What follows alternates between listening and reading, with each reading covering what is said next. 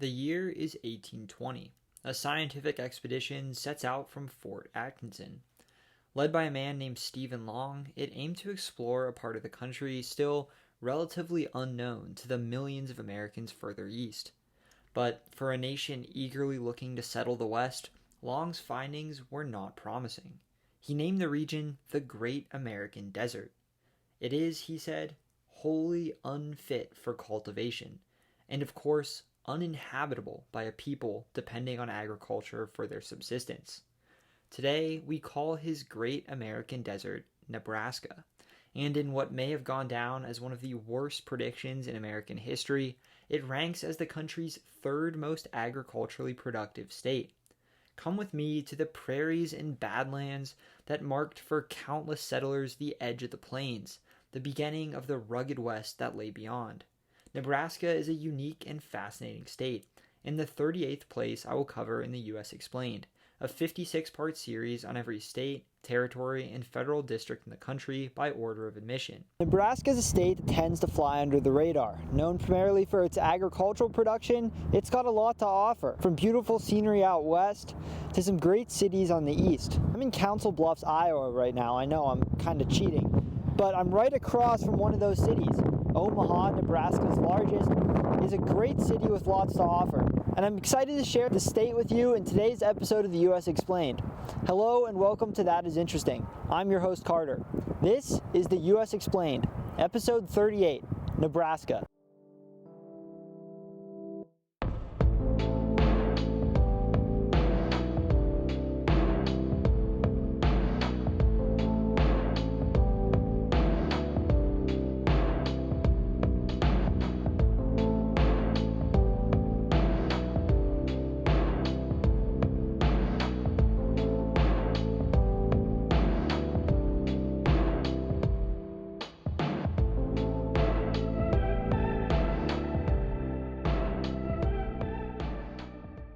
According to the Köppen climate classification, Nebraska sits at the crossroads of three main climate zones.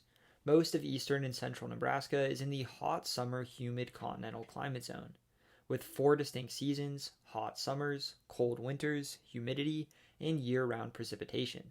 The very west of the state, meanwhile, has a cold semi-arid climate with warm, dry summers and freezing cold winters, while the southwest of Nebraska has a humid subtropical climate marked by hot summers, mild winters, and high humidity. Smaller portions sit in the oceanic and warm summer humid continental zones. With 26.66 inches of rain per year, it's the 12th driest state in the Union, the 15th sunniest, and is more in the middle of the pack in terms of temperature, snowfall, and humidity. Eastern Nebraska is significantly more rainy, humid, and receives less sunshine than the higher, drier prairies of the West, while the north of the state typically gets a little more snow than the south. The Great Plains get some crazy weather, and Nebraskans are no stranger to natural disasters. The state deals with everything from droughts like the devastating Dust Bowl to winter storms like 1888's school children's blizzard, which tragically killed as many as 100 Nebraskans, many of whom were children, to tornadoes. Warm air from the Gulf and cold air from the Rockies meet over the Great Plains, leading many to refer to this storm-prone region as Tornado Alley. In 1913, a tornado tore through Omaha, killing 103 people. The eastern two-thirds of the state, where most Nebraskans live, is in Central Time, while the sparsely populated western third is in Mountain Time, alongside neighboring Wyoming and Colorado. Nebraska is known as the Cornhusker State. While a number of Midwestern public universities have adopted their respective state's nickname as their mascot, Nebraska did the opposite, taking the University of Nebraska's popular mascot, the Cornhuskers, as their nickname in order to replace the rather unglamorous state nickname, the Bug Eaters. The University of Nebraska-Lincoln, in turn, had taken the name Cornhuskers from one of neighboring Iowa's former mascots, where it referred to the state's many corn farmers. Nebraska is itself a major corn producer, so the nickname, which pays homage to corn husking parties farm families used to hold in the state, fits. It's third nationally in corn farming, producing 2 billion bushels of corn each year, behind only Iowa and Illinois. Nebraska's main license plate depicts a mosaic called the Genius of Creative Energy from the state's beautiful Art Deco Capitol building, showing a lightning bolt-wielding figure riding a cloud through the heavens. Its postal code is NE. The state is one of many that uses what I consider to be the rather boring state seal on blue background design. Its golden seal reads Great Seal of the State of Nebraska and March 1st, 1867, the date it was admitted to the Union. It shows a frontier scene with a blacksmith, settler's cabin, a steamship traveling up the Missouri River, and a train passing in front of the Rocky Mountains. Like neighboring Kansas, it shows the Rockies despite the mountain range not running through the state at all. In 2001, the North American Vexillological Association ranked it the second worst state flag in the country. Georgia, the only state that scored worse, has since changed theirs. It is, however, just one group's opinion, so take it with a grain of salt. The name of the state can be traced to two different Native American tribes who called it home, the Oto and the Omaha. Both called a river that ran through their homeland flat water. In Oto, Nebraska. In Omaha, Nibthaska. Later French explorers called it the Flat River as well, in French, Platte, but the name Nebraska would continue to be used for the northern portion of Indian Territory. A movement of Native Americans hoping to form a territory of their own in what is today Kansas, for example, called their provisional territory Nebraska a year before the name was officially given to the state's predecessor. I visited Nebraska as part of my 6-month U.S. Explained tour, visiting Omaha and Lincoln, and was recently back in the state. I write and research these videos myself and actually visit the places I talk about. My videos will only ever be made by real people. I took a number of the photos and videos in this episode myself, including the thumbnail. I'll be incredibly impressed if anyone's able to guess where the thumbnail was taken. This is the most difficult one yet, so if you guess its location correctly, I'll give you a shout out in the next US Explained episode. Taking up 76,824 square miles, or 198,974 square kilometers, Nebraska is the 15th largest state in the country, larger than neighboring South Dakota, but smaller than Minnesota, similar in size to Kyrgyzstan or Senegal. It's home, however, to just 2.01 million residents, making it the country's 38th most, or 13th least, populous state. Home to more people than West Virginia, but fewer than Idaho. One of 18 states home to fewer people than Puerto Rico, which has yet to be granted statehood. With a relatively small population living in a fairly large state, Nebraska is the 8th most sparsely populated state in the country, more densely settled than Idaho, but more sparse than Nevada, home to just 26 people per square mile or 10 per square kilometer.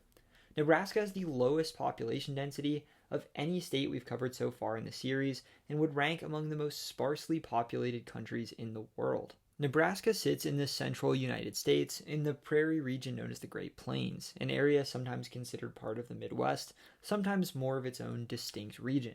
The east of the state looks and feels more Midwestern, while further west, the landscape begins to bear a greater resemblance to the states of the American West. Nebraska borders 6 other states. South Dakota sits to its north, Iowa to its east, Missouri to its southeast, Kansas to its south, Colorado to its southwest, and Wyoming to its west. It's pretty crazy to me that just one state sits between Missouri and Wyoming, testament to how long Nebraska is and how much of a transition region the Great Plains are. Along with neighboring Kansas, it's one of the only states in the country where you must travel through at least 2 other states in any direction in order to reach an ocean, a Great Lake, or an international border. From a spot near a remote stream called Brush Creek, Nebraska's border follows the 43rd parallel westward, South Dakota sitting to the north. Upon reaching the Missouri River, it follows the river to the southeast. Where the Big Sioux River meets the Missouri, Iowa now sits across the country's longest river. Sioux City, Iowa has suburbs in 3 different states. Outside of Iowa, North Sioux City sits across the Big Sioux in South Dakota, and South Sioux City across the Missouri and Nebraska.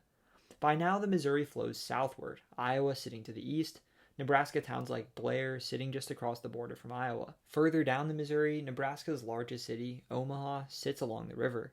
The older but smaller Iowa city of Council Bluffs sits just across from downtown. Even closer, the suburb of Carter Lake, Iowa, sits on the western bank of the river but belongs to Iowa, an oxbow lake and a frozen-in-time state line, all that remains of an old path of the river that has since changed. Because of this, driving downtown from the Omaha airport will take you across state lines twice in just about 15 minutes. Other Nebraska towns like Plattsmouth and Nebraska City sit along the river further south. South of Nebraska City, Missouri now briefly lies across the river. Near the town of Rulo, the border leaves the river and turns west, Kansas sitting to the south.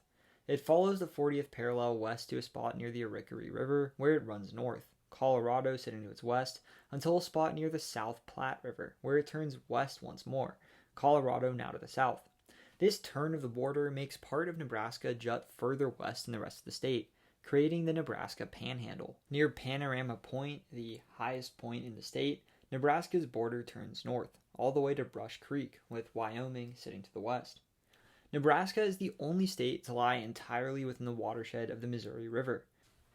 Through long, east-flowing rivers like the Platte, Niobrara, Loup, and Republican, Nebraska's waters flow into the Missouri and through it to the Mississippi and eventually Gulf of Mexico. 80% of Nebraska's population lives in the eastern third of the state. The region is home to its two largest cities, Omaha and Lincoln, as well as a number of smaller cities and large towns. Small farms and farming villages dot the flat valleys and rolling hills of eastern Nebraska. Though still very much a rural agricultural region, the corn and wheat fields of eastern Nebraska are far more populous than the wide open pastures, ranges, and prairies in the state's west. Rich deposits of glacial soil have left this part of the state far better suited for growing crops than the west. It's the only part of the state not located in the dry, high plains. Many rural eastern counties, for example, are home to tens of thousands of residents. In the west, quite a few counties don't even break 1,000. The state's two largest tributaries, the Niobrara in the north and Platte in the center of the state, flow into the Missouri and eastern Nebraska. Just north of the Platte's confluence, Nebraska's largest city, Omaha, sits on the Missouri River. With 819,000 people living in its urban area, it and suburbs like Bellevue, Papillion, and Council Bluffs, Iowa, are together the largest urban area in Nebraska and the 55th largest in the United States, home to fewer people than Honolulu and more than the Rio Grande Valley of Texas.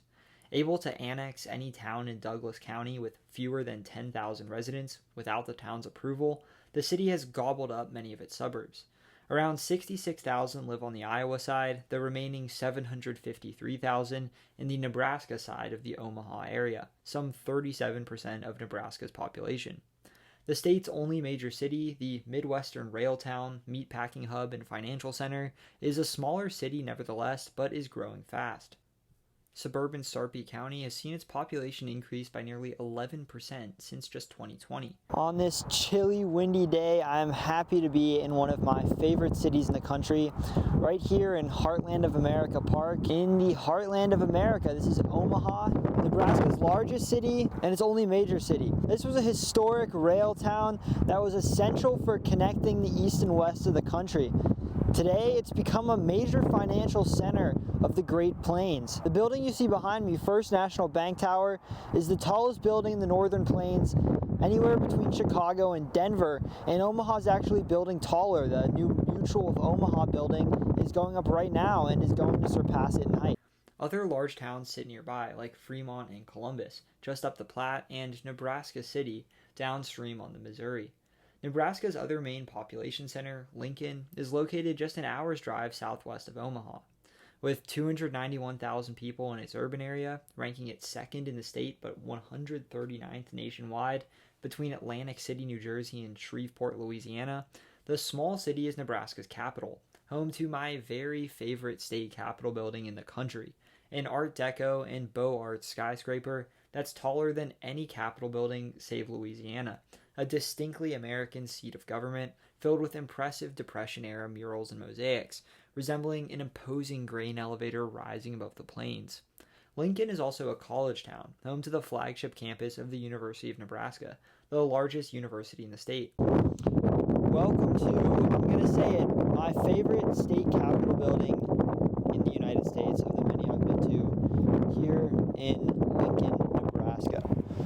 Now, I'm a little biased. It's built in Art Deco, which is probably one of my favorite architectural styles. But I think having it in Art Deco, even though it was a style that was developed in France, it had its heyday in the 1930s. And a lot of classic American buildings like the Empire State Building, the Chrysler Building were built in it. It was a time when the U.S. was really building a lot of big public works projects in classic American structures. It's one of 4 tower-style skyscrapers along with North Dakota, Louisiana, and Florida, and it's the second tallest in the whole country after just Louisiana. Unfortunately, the observation deck was closed today, which is a huge loss because the views there are pretty hard to beat. But inside you have these beautiful Art Deco tile motifs on the floor. It's a really just interesting Capitol building that manages to be very impressive, just being so huge, but also beautiful in a real classic way. Lincoln itself is a pretty small city in eastern Nebraska. It's not only the capital, but it's a college town, home to the University of Nebraska, and it's a real nice town, about 300,000 in the urban area, and it's in eastern Nebraska, just about an hour or so from Omaha, so it's really close. Together, these two cities form what is really the core of Nebraska's population, right near its eastern border with Iowa. The beautiful grasslands of 9 Mile Prairie sit just outside of town. Other small towns like Auburn, Beatrice, home to the Homestead National Historical Park, and Falls City dot the bluffs and farms of southeastern Nebraska, home to beautiful natural areas like Indian Cave State Park. On the other side of the Platte, northeast Nebraska is farm country as well. The town of Norfolk along the Elkhorn River is one of the region's largest. The beautiful Ponca State Park sits along the Missouri. About 1.2% of Nebraskans are indigenous, and the state's 3 largest Native American reservations, the Santee, Omaha, and Winnebago reservations, each sit along the Missouri in northeastern Nebraska. Further west, Nebraska's farmland and population follow the wide, flat, ribboning path of the Platte River. The very shallow band of water is often jokingly described as a mile wide and an inch deep, a quip dating back to the pioneers who followed its path west on the Oregon, California, and Mormon trails. Possibly the most commonly traveled route between the eastern and western U.S., especially with truckers, I-80 runs through the Platte Valley. Nebraska is the 3rd least visited state in the country, so unfortunately this drive is the sole impression many travelers get of the state, leaving many with an image of flat and boring scenery, when in fact it is far more topographically interesting. Large rail towns like Grand Island, whose 55,000 residents make it the 3rd largest urban area in the state, and Kearney sit in the Platte Valley. At the confluence of the North and South Platte rivers, which flow out of the Rockies of Wyoming and Colorado, respectively, sits the town of North Platte, home to Buffalo Bill Cody's Ranch, a reconstructed frontier village at the Lincoln County Historical Museum, as well as Bailey Yard, the largest rail yard on Earth. South of the Platte Valley, other towns like Hastings, Holdridge, and McCook sit in south-central and southwestern Nebraska. Like western Kansas, southwestern Nebraska is still agricultural but drier, a part of the high plains whose fields are pockmarked by rugged badlands and open prairies. Eastern and central Nebraska are part of the country's Corn Belt. The state is an agricultural giant, the 3rd largest producer of crops and livestock after just California and Iowa. On top of that, farms and ranch land take up 89.5% of Nebraska's land area, the highest proportion of land used for agriculture of any state in the country. Corn, soy, alfalfa, and wheat are its largest crops, but unsurprisingly for the Cornhusker state, corn is number 1. The state is the 3rd largest corn producer in the country, after only Iowa and Illinois, much of it used for livestock feed. Where Nebraska is truly a farming kingpin, though, is with cattle.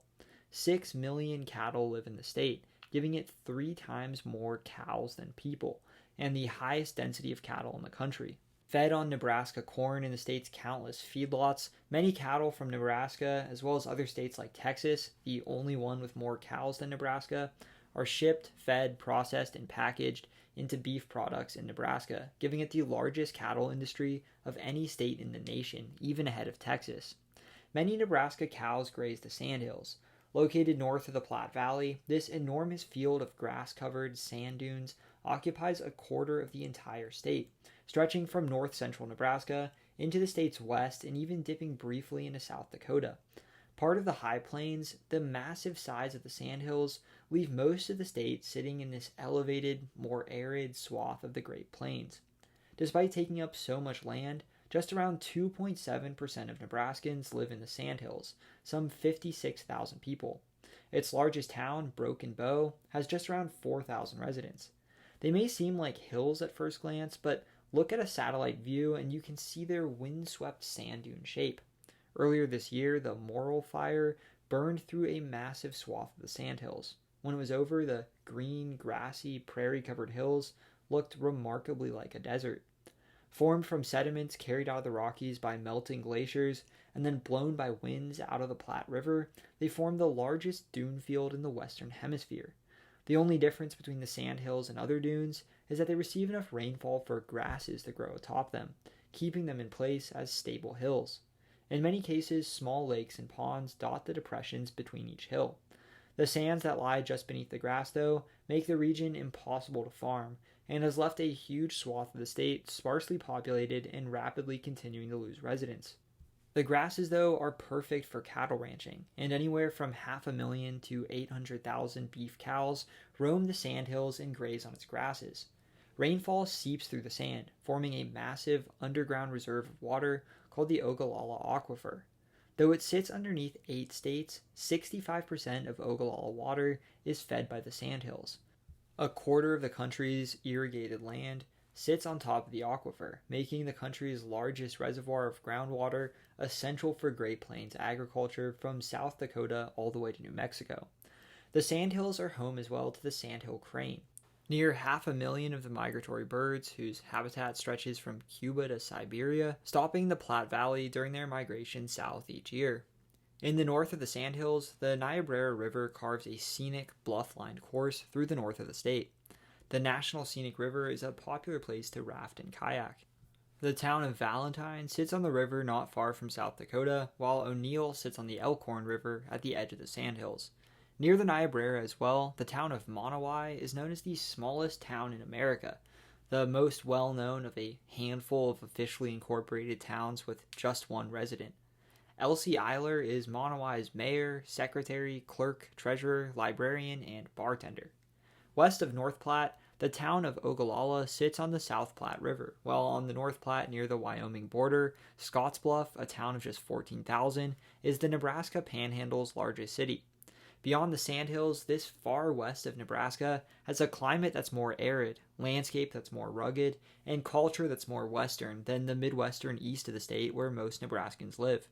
Scottsbluff takes its name from Scott's Bluff, a distinctive rock formation that was a major marker for migrants and pioneers traveling on the western trails that passed through the state. The Legacy of the Plains Museum sits right beneath the bluff, which is part of a ridge of rocky, canyon-carved bluffs and buttes called the Wildcat Hills. The only place that was written about more in the journals of western pioneers was the towering pinnacle of Chimney Rock, also in the Wildcat Hills. Together, these two iconic rock formations mark to westward emigrants the beginning of the West. At the western edge of the Sandhills, the town of Alliance is home to the quirky art installation of Carhenge.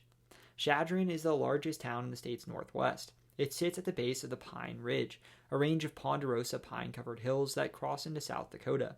The beautiful ridge of hills, not far from South Dakota's Black Hills, are home to elk, otters, and bighorn sheep, and protected as part of the Nebraska National Forest, a natural section of a forest that includes a separate hand-planted section in the Sandhills that's the largest man-made forest in the country. The two are rare woodlands in a state where only 3.2% of land is forested, the second lowest proportion of tree cover in any state in the country, after only North Dakota. North of the Pine Ridge, the Ogallala National Grassland is one of a number of beautiful wide-open prairies in the state. Large sections of the Ogallala grassland have been eroded away into the white badlands of Toadstool Geological Park. During the Cretaceous period, two continents, Appalachia and Laramidia, were separated by a shallow sea called the Western Interior Seaway. Some 66 million years ago, the seaway receded, and the two continents were joined, becoming North America. Where this inland sea once sat are today's Great Plains. The former presence of the seaway has left behind underground salt that feeds a saltwater marsh called the Saline Wetlands in Lincoln, left the state rich in fossils like those in agate fossil beds, Ashfall fossil beds, or Lincoln County, where the largest mammoth fossil ever found was discovered, and deposited shale, chalk, and sandstone across the bluffs and badlands of western Nebraska. What is today Nebraska was originally home to a number of different indigenous peoples, whose ancestors arrived in the Americas through a land bridge that once connected Alaska to Siberia.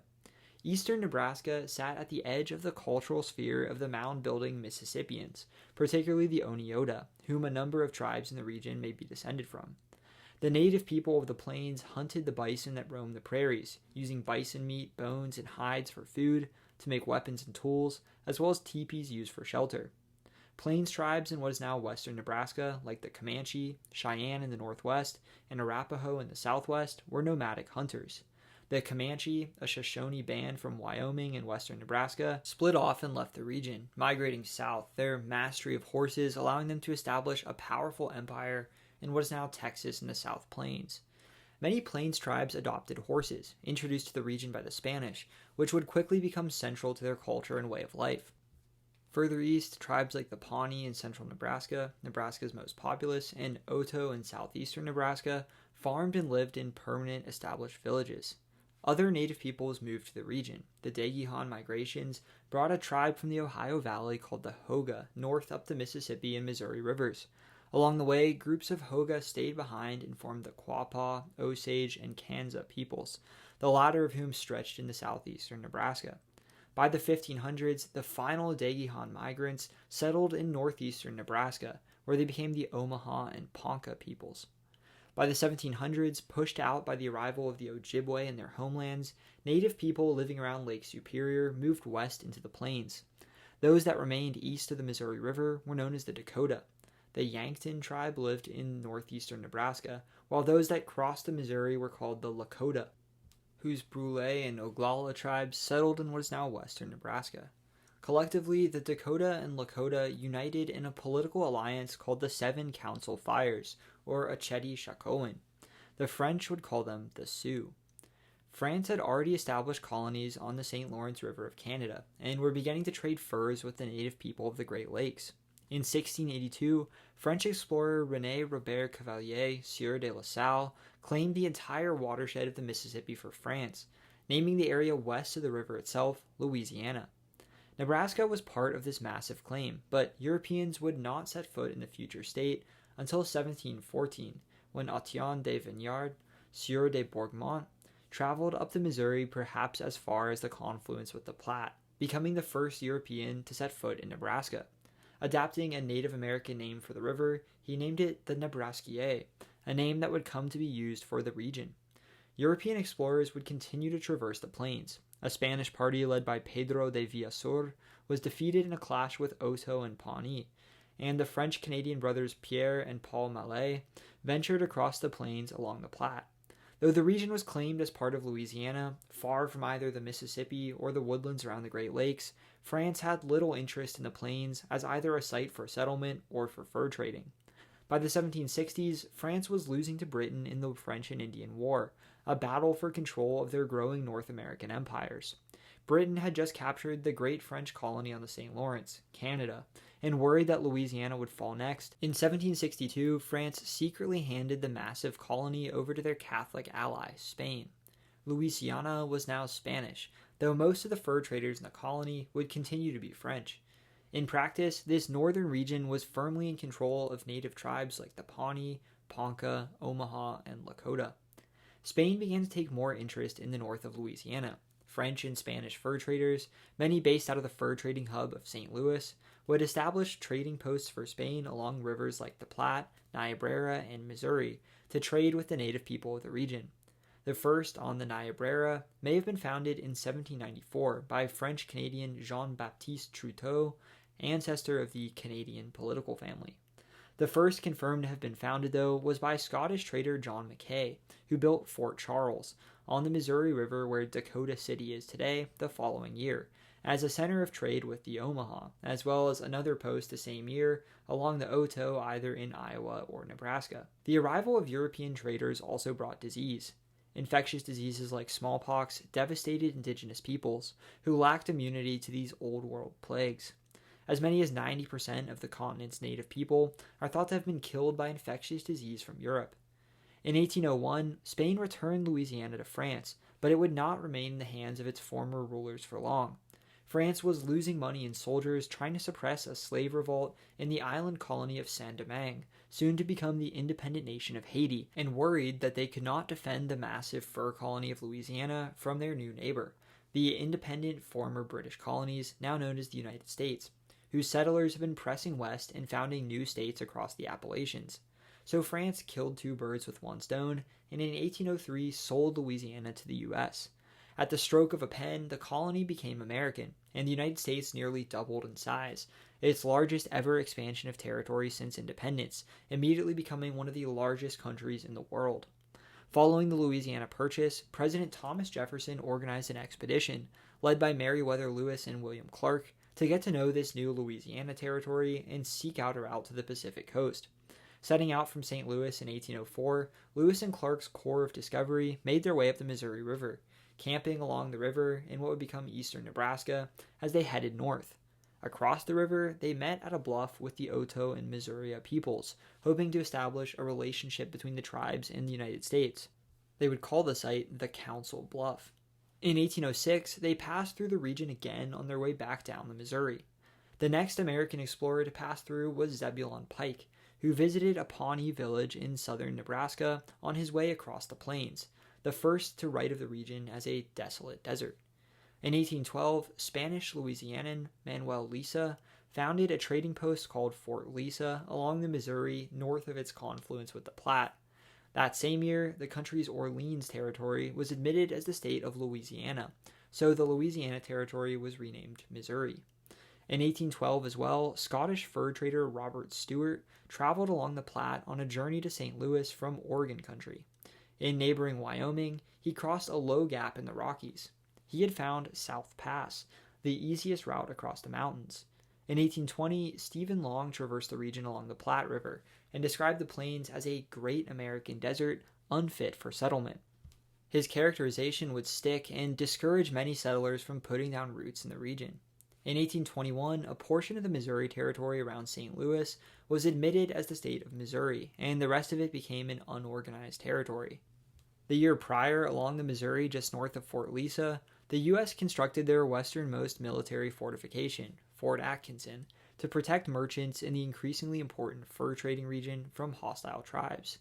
In 1822, fur traders founded a trading post just south of Fort Lisa called Bellevue. It wasn't the first trading post in the region, but it was the first that had developed into a permanent town. This hub for trade on the northern plains became a jumping-off point for trade and exploration upstream in the Rockies. Along with fur traders, missionaries came to the region to convert native people to Christianity. Apart from these few white settlers, the region was largely considered an Indian territory, to be reserved for resettled Native Americans who had been forced out of their homelands to the east. In the 1830s, the Sauk and Meskwaki peoples, originally from Wisconsin, were relocated to Indian Territory from their homes in Iowa and Missouri, while the Iowa peoples were forced onto Indian Territory reservations from Iowa, Missouri, and Minnesota. By the 1840s, missionaries and fur traders had been traveling west along the Platte to reach South Pass, headed for the fertile valleys of Oregon country. In 1842, explorers John C. Fremont and Kit Carson traveled this so-called Oregon Trail, mapping and publishing a report of their journey that excited the imaginations of many Americans. Wagon trains of settlers began leaving from the frontier town of Independence, Missouri, heading north across the Platte Valley on a long journey west. By 1844, enough American settlers were crossing the Oregon Trail along the Platte that the U.S. constructed an outpost in Indian Territory to protect the migrants crossing the plains. Called Fort Kearny, it was moved to its permanent location overlooking the Platte 3 years later. Events to the east would bring another group of migrants west along the Platte. Founders of the Church of Jesus Christ of Latter-day Saints, or Mormons, a growing religious movement founded in upstate New York, had struggled to find a permanent home. At times facing outright religious persecution, like in Independence, Missouri, where the governor had called for their extermination, or locals worried about polygamy, which some members practiced, or the church's influence on local politics, this new religious community was forced violently from each place it tried to establish roots. Now the Mormons had settled in the Mississippi River town of Nauvoo, Illinois. With the church's growing popularity, Nauvoo had become one of the largest cities in the state, but there the Mormons were clashing with locals as well. In 1844, Joseph Smith, the church's founder, whose followers considered him a prophet, was arrested, and while in prison, murdered by a violent mob. In the year following Smith's assassination, violence against Mormons in Nauvoo continued. In 1846, most of Nauvoo's Mormons followed the church's new leader, Brigham Young, west to Mexico. Crossing Iowa, they spent a cold, bleak winter hunkered down across the Missouri and Indian Territory, not far north of Bellevue. At this winter quarters, 15% of the Mormon pioneers died of scurvy. When springtime came, Young led his caravan of settlers west, carving a new westward trail, the Mormon Trail, on the opposite side of the Platte from the Oregon Trail to avoid confrontations with potentially hostile settlers. 60,000 Mormon settlers took the Mormon Trail west to a new homeland in what soon became the Utah Territory, bolstered by large numbers of converts from England and Scandinavia. Opposite the Missouri from winter quarters, Mormon settlers founded the town of Canesville, Iowa, as a jumping-off point for the trail west. While Canesville's Mormons eventually left for Utah, more American settlers were following the Mormon Trail west, crossing the Rockies at South Pass and taking other trails to Oregon and, increasingly, California. Canesville, renamed Council Bluffs, became the staging and outfitting post for this major western trail, while thousands of pioneers on the Mormon and Oregon trails crossed Indian Territory along the Platte, stopping and resupplying at Fort Kearny along the way. Migration west surged after gold was discovered in California, sparking a rush of hundreds of thousands of settlers to the gold fields of the Sierra Nevada. Covered wagon trains of California-bound pioneers crossed the Great Plains along the Platte. Some 300,000 people passed through the Platte Valley on their way to California and Oregon. After a month on the trail, pioneers would catch sight of Chimney Rock and Scotts Bluff, marking the end of their journey across the prairies. This westward-moving frontier brought settlers and U.S. troops into conflict with the native peoples of the plains, and U.S. forces clashed with the Cheyenne, Arapaho, and in particular the powerful Lakota, who they knew as the Sioux. Both sides attempted to build a peaceful relationship, agreeing to a treaty at Fort Laramie in what is now Wyoming. But it didn't last long. After a deadly clash near Fort Laramie, U.S. troops under William Harney attacked a camp of Lakota at Blue Water Creek in the Sand Hills, whose residents had been uninvolved in the previous violence. There they massacred 136 Lakota, many of whom were women and children. It was the first of several so-called Sioux Wars, in which the Americans and Lakota would clash intermittently for control of the northern plains.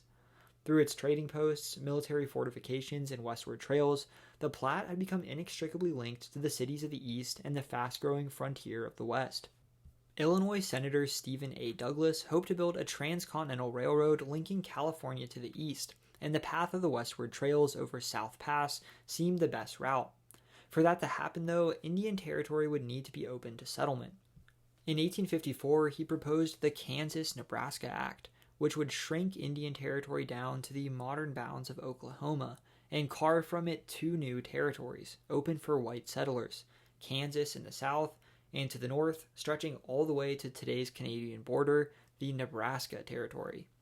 But Douglas's plan was immediately controversial, for the creation of a territory along the Platte became tied up with the most divisive issue of the era, the repulsive practice of human enslavement. In the decades since independence, slavery had been abolished in the states of the North, while in the South it remained not only legal, but the cornerstone of the region's economy. With the spread of cotton plantations west, slavery had followed, and the question of whether new states formed from the Louisiana Purchase and Mexican Cession would allow or prohibit the practice had become an extremely contentious political debate. Each side worried that if the other had enough of a majority in Congress, they could permanently abolish or likewise entrench slavery in America. But frontier territories were growing rapidly and calling for statehood. As a compromise, the federal government began admitting states in pairs, one slave state alongside one free state, starting with Maine and Missouri. It also prohibited slavery in new states formed north of the 3630 parallel, Missouri's southern border, and permitted it to the south. The proposed territories of Nebraska and Kansas sat north of the parallel, meaning that they should be free territories. But Douglas's plan called instead for them to follow the principle of popular sovereignty, allowing the voters in the territories to decide for themselves. The Kansas-Nebraska Act passed and was signed into law by President Franklin Pierce in 1854. The Nebraska Territory was created, the Missouri Compromise was broken, and the nation was sliding closer and closer down the path to civil war. The admission of these two new territories broke the opposition Whig Party, who were divided on support for the bill. Anti-slavery Whigs, Democrats, and members of the third party Free Soilers formed a new party, the Republicans. In Kansas, popular sovereignty was put to the test as pro- and anti-slavery settlers flooded the territory, trying to sway the outcome of its referendums on slavery and clashing in a series of violent armed conflicts known as Bleeding Kansas. The Nebraska Territory was massive, including not just Nebraska, but parts of Colorado and the Dakotas, as well as most of Wyoming and Montana. Its creation also marked the formal end of the territory as a region reserved for Native people. Settlers poured in, founding alongside Bellevue new towns by the Missouri River, like Plattsmouth, Brownville, and the two that quickly became the territory's largest, Nebraska City, and opposite the river from Council Bluffs, Omaha City, before long just Omaha, which was selected as the territory's capital. Each of these riverfront towns became bustling jumping-off points where settlers traveled upriver by steamboat, disembarked, and headed by wagon train to California and Oregon. By 1860, 28,000 American settlers lived in the territory. That same year, anti-slavery Republican Abraham Lincoln was elected president, and before long, a group of southern states had seceded from the Union, sparking the Civil War. Having avoided the violent clashes over slavery that had rocked neighboring Kansas, most settlers in Nebraska came from the Northeast and Midwest and opposed slavery, outlawing it shortly after the outbreak of the Civil War. Nebraska remained with the Union and contributed troops to the Union cause, although no major battles were fought in the territory. In the early 1860s, the territory was carved up, large portions of its west and north going to the Colorado, Idaho, and Dakota territories. In 1862, Lincoln signed into law the Homestead Act, which gave free plots of land to anyone willing to settle them, with special bonuses for Union veterans. It proved a major draw for settlers, not only Americans from the Northeast, but large numbers of immigrants as well. Tens of thousands of Czechs immigrated to the territory, where they would make up a large proportion of the population. Nebraska today has the largest proportion of Czech American residents of any state. German immigrants poured in throughout the Midwest. In the 1870s, they would be joined by Volga Germans, Germans who had lived for centuries along Russia's Volga River before they began to face persecution in Russia. Many settled in Nebraska, bringing their fusion of Russian and German culture and traditions. Immigrants from Ireland, Denmark, and Sweden joined as well. Nebraska had very little trees, and so many early homesteaders built houses out of bricks of sod, nicknamed Nebraska marble. These homes, called soddies, dotted the small farmsteads springing up on the Nebraska prairies, as settlers dug wells to find water. Outposts like Fort Hartsuff were built to protect settlers afraid of potential Native American raids. For just a year and a half beginning in 1860, a rapid mail delivery line called the Pony Express ran across the territory, connecting St. Joseph, Missouri to Sacramento, California, with a major stop at Fort Kearny. In 1862, Lincoln approved the proposed policy that led to the formation of the territory in the first place, the Transcontinental Railroad, and ground broke on the eastern leg of the railroad, the Union Pacific, the following year. It followed the same route as the Western Trails, along the Platte Valley. The Union Pacific sold off plots of land, and towns sprung up alongside railroad stops like Grand Island, Columbus, Kearny, and North Platte. The biggest beneficiary was Omaha. The territorial capital was a small village of just 1,000 residents, smaller and younger than Council Bluffs across the river. Lincoln selected Council Bluffs to be the starting point of the Transcontinental Line, but faced with the daunting task of building a bridge across the Missouri River, the Union Pacific instead cut some corners and started construction just across the river in Omaha. Over the course of a decade, the small town's population jumped from 1,000 to 16,000, jumping past Council Bluffs and now ranking among the 100 largest cities in the United States, and already the 5th largest west of the Missouri, a bustling railroad town linked to cities downstream like Kansas City and St. Louis. Meanwhile, gold finds in Wyoming drew more people across Nebraska. By 1866, the territory's population had ballooned, and Nebraskans were pushing for statehood. The first issue was where the state capital would be. Omaha, the territorial capital, was the largest city, but the majority of Nebraskans lived in farms and small towns south of the Platte River, and with no bridges across the wide waterway, they felt disconnected from the burgeoning railroad city. After the legislature determined to build a capital south of the Platte, Omaha retaliated by attaching amendments that they believed would make it never pass. The first, aiming to lose the votes of towns that weren't selected, required that the state's land-grant university be located in the capital city. The second, aiming to lose the votes of southern states in the U.S. Congress, dictated that it be named for the recently assassinated president, Abraham Lincoln. The territorial legislature, however, approved it and chose Lancaster, a village of just 30 people, giving it not only the territorial capital, but the name Lincoln and the University of Nebraska. Lincoln's successor, President Andrew Johnson, was a Unionist Southerner who'd served with Lincoln on a cross-party unity ticket, but as president worked to hinder Reconstruction and clashed with the Republican Congress in their efforts to advance racial equality. Nebraska's proposed constitution barred black Nebraskans from voting. Congress, in response, passed a bill admitting Nebraska as a state so long as it allowed black suffrage. President Johnson, though, vetoed the bill, but Republicans had enough of a supermajority in Congress to override his veto, and on March 1, 1867, Nebraska was admitted to the Union as the 37th state, the only to have been admitted against the wishes of the president. It contained the same boundaries as today, save for a small portion of the Dakota Territory between the Niobrara and Missouri rivers, which was given to Nebraska in 1882. The Sioux Wars had continued in the other states and territories of the plains. In 1868, a treaty set aside much of western Nebraska as a hunting ground reserved for the Great Sioux Reservation in Dakota Territory to the north. But conflict would continue on the plains. In 1873, a Lakota war party slaughtered as many as 150 Pawnee, their longtime rivals, many of them women and children, at a site in southwestern Nebraska ever since known as Massacre Canyon. The largest phase of the conflict, though, was the Great Sioux War, which began in 1876 with the discovery of gold in the Black Hills, the heart of the Great Sioux Reservation. Despite notable losses like at Little Bighorn, U.S. troops were eventually victorious over Lakota forces led by Sitting Bull and Crazy Horse, who surrendered at Nebraska's Fort Robinson in 1877. 4 months later, taken once more to Fort Robinson, U.S. troops attempting to imprison Crazy Horse killed the famous Lakota chief. In 1879, U.S. forces killed some 60 Northern Cheyenne at the fort who had escaped the fort where they had been brought after refusing to relocate to a reservation. The Ponca were forced from the state to Indian Territory in today's Oklahoma in a deadly forced march south. When they arrived, they found no reservation had actually been set aside for them and returned on an equally perilous journey. Their chief, Standing Bear, was arrested and put on trial in Omaha, but the judge sided with him, and eventually the Ponca were allowed to maintain a territory in Nebraska.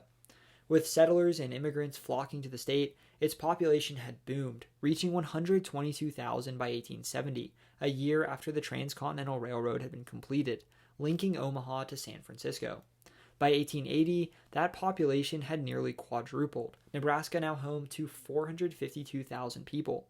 Its soil weakened by the digging up of sod to build houses. In 1872, the state celebrated America's first Arbor Day, and Nebraskans across the state planted some 1 million trees in an event that has since spread around the country and the world. The state faced setbacks. A plague of locusts in 1874 devastated crops in the increasingly agricultural state, even reportedly blotting out the sun.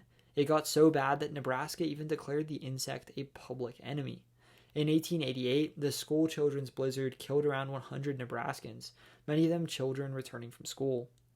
In 1883, a former soldier in the Indian Wars, William Cody, or Buffalo Bill, began putting on Buffalo Bill's Wild West in North Platte, a dramatized, romanticized depiction of cowboys, Native Americans, frontiersmen, and life in the West.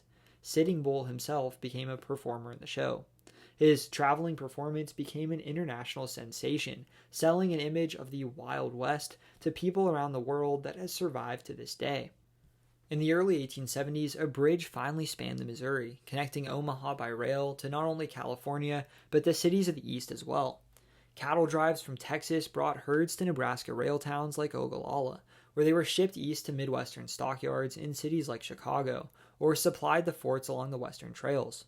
Large herds of cattle grazed the sandhills and prairies, and ranches joined the farms in small towns that were advancing in a westward crawl along the path of the Transcontinental Railroad. Nebraska had become cattle country, and ranchers began pushing for a new stockyard closer than the increasingly dirty and overcrowded stockyards in Chicago. In 1883, the Union stockyards were built in Omaha, bringing a major industry to what was already an important rail hub and the largest city in the state.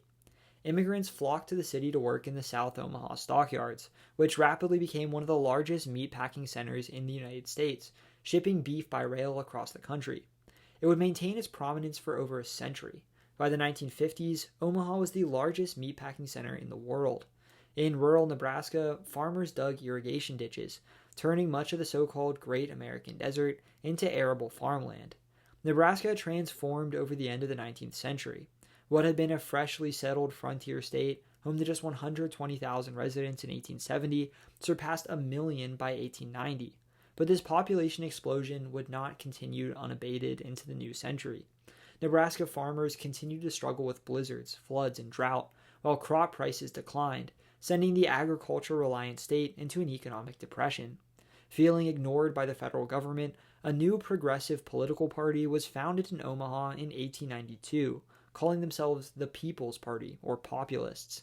They became a national third party and a major political movement locally, sweeping Nebraska's state legislature. Though he ran as a Democrat, a Nebraska congressman named William Jennings Bryan merged the state Democratic and Populist parties and catapulted prairie populism into the national mainstream, winning the Democratic nomination for president at just 36 years old and bringing many of the Populist Party's supporters over to the Democrats. He would never be elected, yet secured his party's nomination 3 times, helping usher in a progressive era of American politics. During the First World War, Nebraska farms were ever important to feeding a country cut off from European grain, and across the plains, increasingly arid plots of land were sold to farmers, often accompanied by the lie that the rain follows the plow. Simply farm the land and the water would come. While Nebraska struggled through the Great Depression, even cutting a chamber from the state legislature, a unicameral legislature it is maintained to this day, severe droughts struck the plains. Wind whipped up loose, dry topsoil that had been freshly tilled, carrying it away in vicious dust storms that destroyed livelihoods and made it difficult to breathe. 2.5 million people fled the Plain States during the Dust Bowl, many heading west to California. From 1930 to 1940, Nebraska's population saw a net loss of 60,000 people. Nebraska farmers left too for Omaha, leaving the challenges of farm life behind to seek out opportunity in the increasingly bustling city, which with well over 100,000 residents ranked among the larger cities in the United States. Black Southerners moved to the city as well to work in food processing and, with the onset of World War II, in factory jobs fueling the country's wartime production.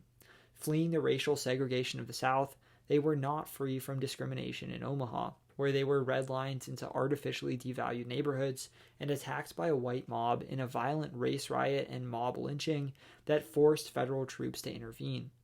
World War II Omaha buzzed with industry, producing military aircraft at its Offutt Air Force Base, which following the war was selected as the headquarters of the military's Strategic Air Command. 2 planes built in factories outside of Omaha unleashed devastation on a horrifyingly large scale, dropping nuclear bombs on the Japanese cities of Hiroshima and Nagasaki, killing perhaps over 200,000 people, ending World War II and ushering in a global era of nuclear fear and escalation. During the Cold War, the U.S. installed nuclear missile silos throughout the plains, and many were located in Nebraska. In the wake of the Dust Bowl, large industrial farms gobbled up small independent family farms, and Nebraska's agriculture was consolidated in the hands of increasingly smaller numbers of large-scale farmers, while the farm country of the West was depopulated. At the same time, Omaha and Lincoln continued to grow, and for the first time, more Nebraskans lived in the city than the countryside. Father Edward Flanagan founded Boys Town, a living community for homeless and struggling boys outside Omaha that became a model for nonprofits elsewhere. Though much of his work was done elsewhere, Omaha's Malcolm Little, who later changed his name to Malcolm X, was one of the country's most prominent civil rights activists until his assassination in New York in 1965. agriculture continued to industrialize, while a farm crisis in the 1980s led to continued economic decline in farm country, particularly in western Nebraska. Large numbers of Mexican immigrants moved to Nebraska to work in meatpacking plants in rural parts of the state. Omaha, meanwhile, became a major financial center through the growth of insurance companies like Mutual of Omaha and financial conglomerates like Berkshire Hathaway, whose Omaha founder, Warren Buffett, is one of the richest people in the world. Today, eastern Nebraska, Omaha in particular, continues to grow, while the remote counties of the west lose residents. On the Missouri River in eastern Nebraska, Omaha, with 819,000 people in the city and its suburbs, is the largest urban area in the state. Even today, the city that grew up as a jumping-off point west for the Transcontinental Railroad and a spot for the agricultural goods of the plains to reach eastern markets is an urban outlier at the edge of a sparsely populated prairie. Nearly 3 times the size of Lincoln, Nebraska's second largest city, the historic rail town, food processing hub, and modern financial center is home to most of the state's tallest skyscrapers, from the long-reigning tallest building in the state, the First National Bank Tower, to the soon-to-be-completed Mutual of Omaha Tower, which will surpass it as Nebraska's #1. The city feels small, clean, and quiet, but growing fast. Cranes rise above a downtown that feels perpetually under construction, while cul-de-sacs wind through the cookie-cutter housing developments that continue to sprawl into the cornfields surrounding the city. A manicured park, the Gene Leahy Mall, lined with pools and modern sculptures, stretches from the towers of downtown to the Missouri, where it meets the Heartland of America Park and its massive fountain, great riverfront trails, the Lewis and Clark National Historical Trail Visitor Center, and the Bob Carey Bridge, a pedestrian bridge spanning the Missouri between Omaha and Council Bluffs. It's home to excellent cultural institutions from the Joslin Art Museum to the Durham Museum, located in Omaha's beautiful old Art Deco Union Station. Its Charles Schwab Field hosts the College World Series each year, while its brick-lined Old Market neighborhood is a former warehouse district today filled with popular bars and restaurants. Of course, the city is best known for the Henry Dorley Zoo, a massive park home to more animals than any other zoo in the United States, and considered by many to be among the best zoos in the nation. Omaha is an excellent, and in my opinion, very underrated American city. Just an hour southeast of Omaha, 291,000 people live in Lincoln and its suburbs. It's very much a college town. The small city revolves around the University of Nebraska's flagship campus. During game days, Husker fans fill Memorial Stadium with more people than any other Nebraska city besides Omaha and Lincoln itself, while the beautiful tower of the Nebraska Capitol Building, the state's 4th tallest building and country's 2nd tallest capitol, looms over the smaller high-rises of downtown. In terms of race, 76% of Nebraskans are white, 12% Latino, 5% black, 3% multiracial, 2% Asian American, and 1% Native American.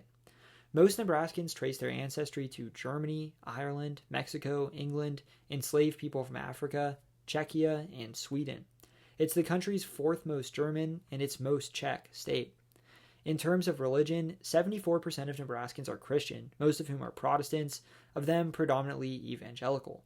Iconic Nebraska foods include Kool-Aid, which was invented in Hastings, the Reuben sandwich, which many claim was invented in Omaha, Dorothy Lynch, a tangy salad dressing that Nebraskans use on pretty much anything, and of course Runza, the Nebraska variation of the Volga German Bierock you might remember from the Kansas episode. These rolls filled with ground beef, cabbage, and onions are a Nebraska staple. The chain of the same name sells their signature dish throughout the state. There's plenty of beef produced in the state with more cows than people, and Omaha is known for its steak scene.